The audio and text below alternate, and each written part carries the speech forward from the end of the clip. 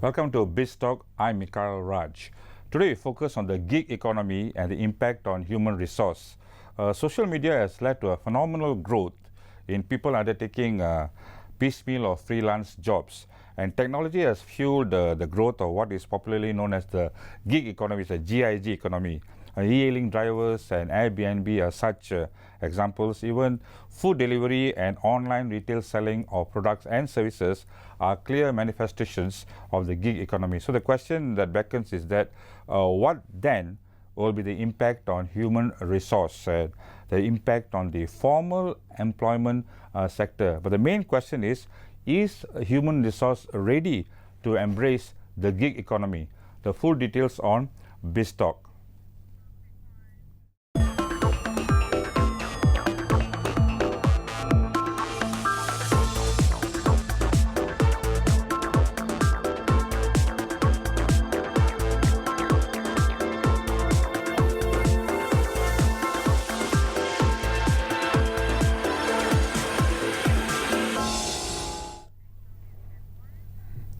For more on the growth of the gig economy and the impact it will have on human resource in Malaysia, we have in the studio Nur Hariti Jalil. She's the Business Development Director for Do It. Hariti, welcome to the show. How are you today? I'm good, thanks. Okay, first come to the basics. Firstly, what's a gig economy and when did it take off in Malaysia? I think the definition of gig economy, as you mentioned earlier, is basically what it is. It comprises of both supply and demand in terms of people who are actually working in a more flexible manner, and they are not fixed to working in an employment regulated area. And what they do is the people can come from comprises all kinds of demographics. Those people who just left SPM or even before that, our education age is actually even before SPM, and they are already moving into the employment sector, doing part-time jobs, freelancing, and all sorts. And if you look at the where this thing came from, actually has been there ever since. Yeah, it has been there long before. Everybody has been doing some kind of a part-time job. Precisely. Before the Industrial Revolution, you've got people working in the agriculture sector, craftsmen. They are already they're turning hobbies to become jobs, and they are doing it based on passion, based on wanting to serve the needs of the customers, and they are doing it on a part-time basis. There's no structured employment to say positions being put on them, and at the end of the day, when you want to use them, you are using them based on need basis. It's not like every day you actually want them to work on the same thing. So you've got part-time fruit pickers, coming in. I think now with the durian season, I suppose there's a lot of people also wanting to go and help out. It's evident everywhere. Everywhere. But I suppose moving into the Industrial Revolution, then we start to move into production systems where more permanent white collar and blue collar employment, requiring them to be more adverse with quality, and control, risk, managing risk. So we've got people wanting to move into job security. So it becomes the employment structure becomes to be more fixed, and then it moves into the education system, wanting them. But apparently it seems to have taken off in a very big way in the UK and the US and Europe and all that. But coming to Malaysia, how developed is the gig economy in Malaysia? I think the recent World Bank a statistic on Malaysia said that about 26% of the employment sector is being filled through this. That is quite significant, right? It is, but it's still it's growing. It's growing, and we look at the prediction that they're going to be about with the millennials and the youth group coming on board. It's going to grow into about 75% of the total employment sector. That's going to be, it's going to be filled up by this. Gigas, they call it. Gigas, when you talk about 75%, what kind of period are you talking about? But 2030 also. Well, that's very fast. Why? Because we are moving into this technology convergence. You know, it started with the technology convergence. Now we've got the new era of webs, apps, and all those coming on board. And people are more the new ones. They are exploring this technology in a big way. So technology is pushing the gig economy, pushing right? the gig economy and changing the way. How you handle the employment sector. They do not want to be in a permanent situation where employment where they're doing it on a restrictive basis kind of thing. I think it's giving the formal employment sector a run for its money. Run for its money, but also for those who they get quite bored quite fast, and they want to actually try new things, explore new things, and they are searching for employers who wants to offer them those jobs, those tasks, and for them to work on over a shorter period of time.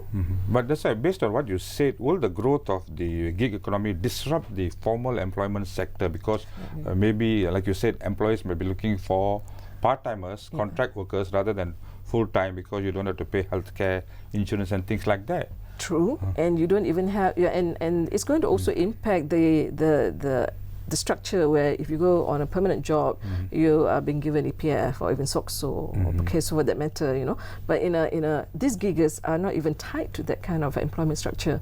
So they will be impacted for their future, where they probably have to really discipline themselves to move into a savings mode to make sure that they can sustain their future income.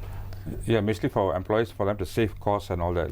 For save costs, yes, and I think it's not only for people who are in producers, but also in services sector especially. Yeah, but I think in the long run, maybe we need to rein them in. But anyway, Riti, a lot more to talk about, but hold your thoughts. We'll take a short break and we'll be back after these messages. Stay with us.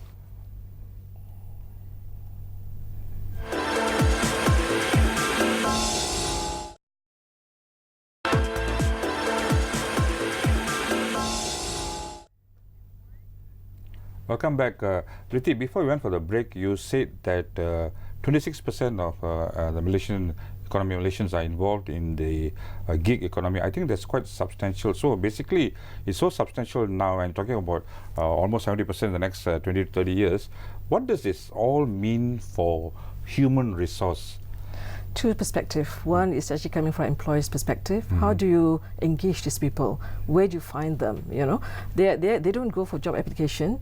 They are there, but you need to find them. So instead of and you need platforms. You need platforms now which are available. For example, that's what Do It is doing to match the needs of the employers with the skills, people with skills and experience and competency to come on board and actually serve you. Then the thing now is the contractual side. You know, how do you engage them? Because you don't have the benefits that you normally provide to a permanent employee, and they need to think about IP, information that you are gaining from the employers, whether or not it will be available later on by these people when they move into other organization.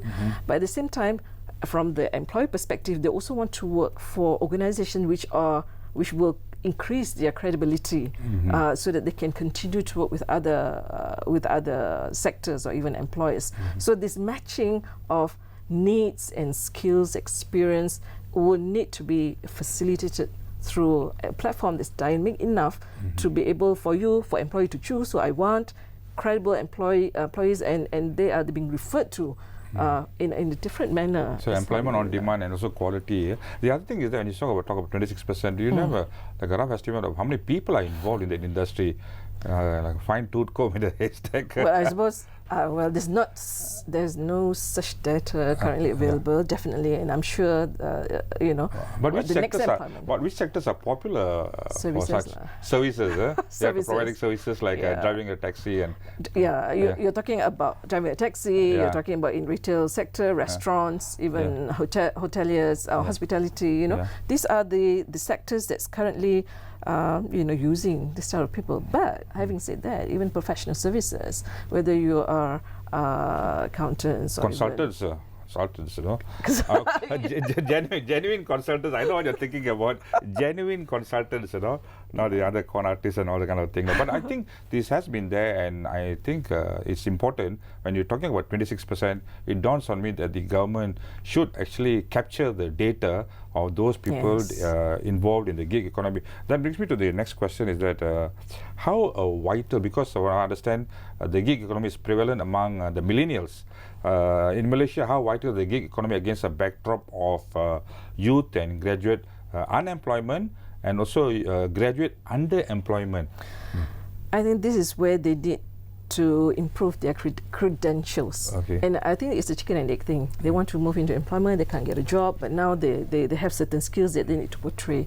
So the platform now needs to change. Instead of, previously you actually submit a resume and try to fish for the employer, or the employee trying to fish for the new candidates.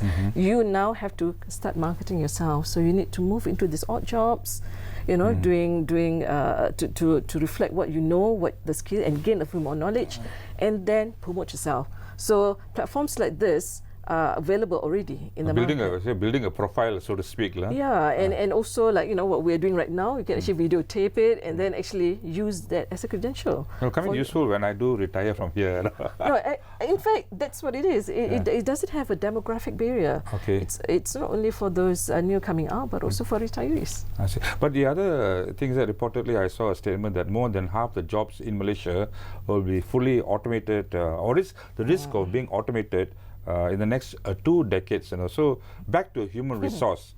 What are the implications for human resource as far as Malaysian workers are concerned? Well, we are talking about replacing those things which are which hopefully, I think in Malaysia a lot of work that we are doing is very stressful. And with the technology coming on board, they are supposed to take that element out from you, so that you can have a better life balance at work, and spending more time with the family and your friends.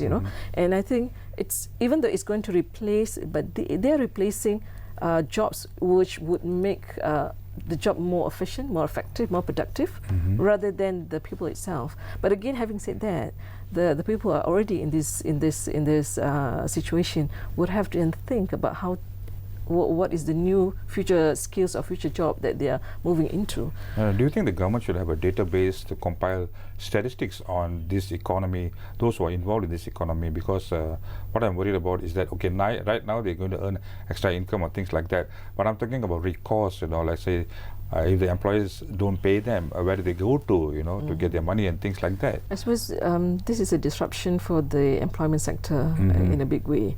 Definitely data will information analytics on the movement of people moving from full-time job to part-time job, whether you are a graduate or you are a retiree or you are currently in an employment wanting to have more life outside. They need to have I think the statistic must capture this during their period. In the long run, also for financial security, and maybe for them to contribute to EPF and maybe SOCSO and all that. But I want to go on this a lot more, but a lot more to discuss about this, because it's a very important part of the economy as we go along. But we'll take another break, and we'll take a short break, and when we come back, we'll talk more about the risks associated with those who are involved in the gig economy. Stay with us.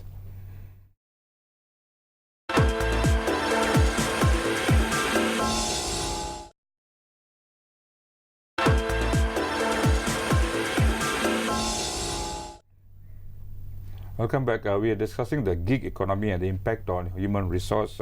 Riti, what are some of the advantages, and the risk and the downside risks associated with the gig economy? Because it's not all hunky dory and all that. There's a lot of downsides to it. Maybe start off with the advantages. I suppose from job seekers' perspective, they are not looking for. They're looking more for income rather than salary. So that's one thing that's different in terms within this gig economy. So in terms of whatever they can cash, they'll get. So they are not really going into negotiation for salary unless you're really a highly skilled person where your job is very specialized, then that negotiation factor is still there. But again, from an employer's perspective, you have an advantage of letting go this cost rather than permanently employing this person over a period, over 2 years or 3 years, and hoping that this person will then move on, then the advantages of savings costs to the employer will be there. And for the employees, they want to gain experience and exposure. So they, rather than sticking to one job, they now can move around and actually experience a few things. No, but then many of them also don't want to be subservient to to employers who might not be kind to them. That's the other thing, because there's a sense of freedom for them.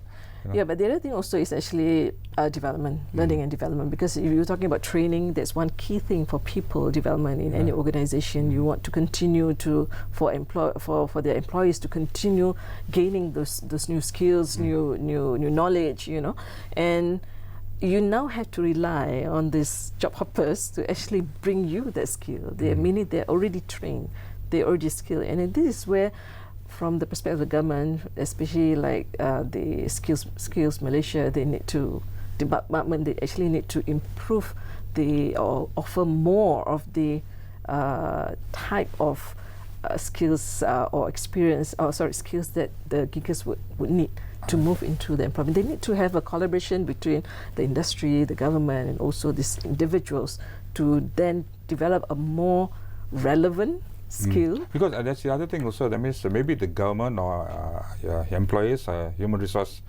divisions should maybe have a talent pool of these temporary workers, because you're talking about quality, because you only want the good ones and all that, and you don't have to incur costs. If they're with you for 30 years, then you had it, you see. Correct. So right now you have a talent pool and all that. So I think training also comes into play for the human resource division, Agree, but at the same time you can outsource this whole thing. This is where the digital platforms that's being offered out there already rate the person, and employees are also being rated in terms of whether you are providing the right environment for employment or for the job seekers. Okay. So at the end of the day, if I'm an individual, I would want to know whether am I working with the right organization here? Are they appreciating what I'm doing? I should be able to also rate too. And at the same time, the employer should also rate the person that's providing the services in terms of their performance, their attitude, and whether or not they are meeting the needs of the organization. On the part of the giggers, on the part of the giggers, they have to do some hard sell to really get into the good books of employers and all that. So well, I think it's common. Even now, you have to. When you go for interviews, you're trying to sell yourself. But again, you've got every time you go for an interview, there are about 3,000 of them, for example, especially for common jobs, right? Okay. But this time around, you have as an employer, you now can actually shortlist them quite easily because of the referrals that's coming through some of this digital employment platform that's being offered outside. Really go over some of the risks associated with the gig economy and those involved in the gig economy. Both sides actually. For those who want to be involved in the gig economy. Yeah, I suppose if you're already established in terms of like yourself and myself, we can actually go into this, and the risk is not there. The income security is going to be one of the big risks for job offers, especially those younger, the graduates. But for employers as well. Information is actually now the competitive advantage in an organization. You don't want this to be sold outside through this job hoppers. So the legal relationship between employer and also these job seekers would have to, or these giggers would have to be strengthened, in order to manage those risks. But then the other question is that over the long term, when you're talking about permanent jobs, you got this EPF, you got this SOXO, you got health benefits and things like that. But when you are a gigger, you're not aware to all these kind of things because it's up to you, and you're talking about discipline. But over the long run, you're talking about 75% of the economy that will be involved in the gig economy. But then does it offer some kind of a financial security in terms of annuity and insurance and things like that? So I feel that could be some risks involved in the gig economy as far as the financial security is concerned. That's why the human resource or ecosystem or employment ecosystem needs to be to be relooked at. Okay. So the insurers have to look at it from the perspective of savings, EPF, or even... The EP actually was concerned about the gig well, economy. you can actually volunteer, to actually, again, there's discipline. So, so there must be coaching and guidance to this group of people about their sustainability in the future, especially when they are having families, and they are also supporting the family, their parents and things like that. But the other thing also, the community itself has got to change, because people expect that a person coming out of university should be getting a job, right? The university part, I want to ask you, our students come out with formal education on various courses. What advice would you give them? They're coming out with the formal courses, but then you have the gig economy. They come out and what? How do you upskill? How do they upskill themselves so that if they don't get a job in a permanent as a permanent feature, in a permanent company, how can they go into the gig economy? Working with their friends. Okay. Well, but the thing is, the skill development from the Skills Malaysia department, they have all the certification and all the skills that they have developed to train these people, and they should be willing to go on short courses, to work on this. Even MDEC, they have e-Rezeki and all those type of offers. They should go on board and get themselves trained or educated on how to use their skills and offer it out to them. That means they don't have to wait. The message that I get, they don't have to wait until the end of their formal education, right? They should do it now. They should do it now. They should do it now. Yeah, and there are a lot of online courses, right? Yeah. And you don't even have to attend this. You can actually just open up the website and actually attend those courses. But try to go into courses that are certified, because there are so many offers out there, and you don't want to go into offers where it's not being recognized by the employer. Sometimes they're quite concerned who's actually training them to upgrade their skills. So when do you conduct courses and talk to young people, what do you tell them? They, to me, do not wait for a job to come to you. You have to go and find this job. Easier said than done. Easier than done, but I think it's easier with the millennials now, because they understand the situation out there, and they want to be part of the whole economy. They want to contribute using their own ways and opinions rather than being told what to do. So I think it will make the friction will be there. I think the frictions are already there, but there must be a way to align these two. Yeah, but then the conditions will be tough, right? If you are in the gig economy compared to have a formal job with a permanent and an institution or government or company. In regulated environment, yes. Yeah. Especially in banking and professionals, like the accountants, the engineers, the architects, they are professional firm. They are bound by ethics or even medical. So that will still require both education and skills to come on board. Okay, Riti, thank you very much for that insight into the gig economy. We'll have to wait and see how all these pans out, and I think, like you said, it will become a significant portion and component of the Malaysian economy. And good luck in your whatever endeavors you take. Maybe you will be really involved in the gig economy. Both of us can be involved in the gig economy one day. Okay, thank you. That's all for Biz Talk today. Until the next time, bye for now.